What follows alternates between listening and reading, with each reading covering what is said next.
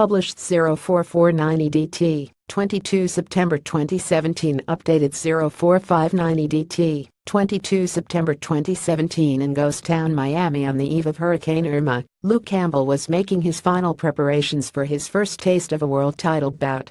Most of the locals had fled Florida in fear of what Irma would bring, yet Campbell was still putting in the graft in his bid to upset the odds against WBA lightweight champion Jorge Linares. Luckily for the 2012 Olympic gold medalist, he was already scheduled to relocate from Miami to Los Angeles just 48 hours before the hurricane hit the American coastline. The biggest bout of his professional career would not be disrupted. Luke Campbell faces WBA lightweight champion Jorge Linares in Los Angeles on Saturday. Had planned to come to Los Angeles 2 weeks ahead of time, anyhow, said the Hall fighter. It actually fell in with what we were doing, which was lucky for us.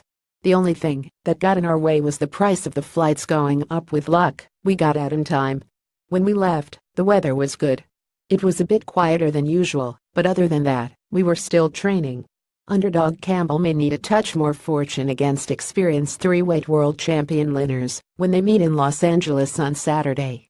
Linares hasn't tasted defeat since 2012, and while Campbell's fellow Brit Anthony Crolla pushed the Venezuelan hard 12 months ago, March's rematch between the pair was a far more one-sided affair. The 32-year-old had been expected to face Mikey Garcia, and still is if he beats Campbell after beating Crolla, yet opportunity knocked for the Brit and mandatory WBA challenger.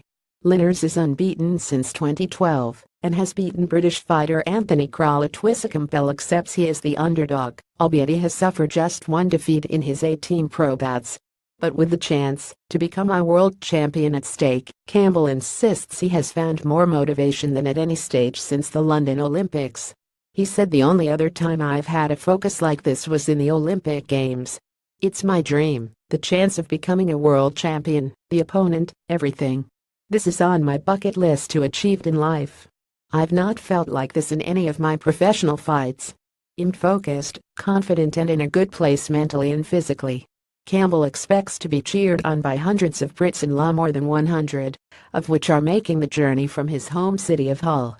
Campbell admits he is the underdog, but claims he is focused on causing an upset. Yet Linares has already proved himself a master of crushing the hopes of fight fans from these shores after twice going the distance with Crolla in Manchester, and twice coming away with unanimous decision victories. "Obviously, due to what has already achieved and his experience, you're going to put me as the underdog, and everyone has," added Campbell. "But I know what I'm thinking. This is a big opportunity for me.